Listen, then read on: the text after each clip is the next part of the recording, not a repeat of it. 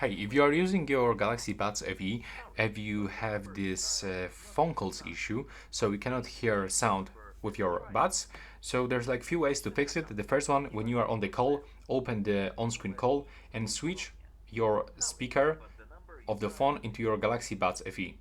If it doesn't work, I can recommend you to open the boot settings on your phone, select your Galaxy Buds FE, and from here just be sure that the phone calls are turned on, just like this.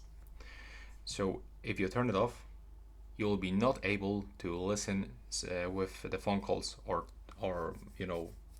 talk with them. So that's it. And the last way to do this is to perform the hard reset. So bring the default options into your Galaxy Buds FE, and I have this video on my YouTube channel where I'm showing you step by step how to do this. So that's all right now. Please subscribe to my channel. Bye bye.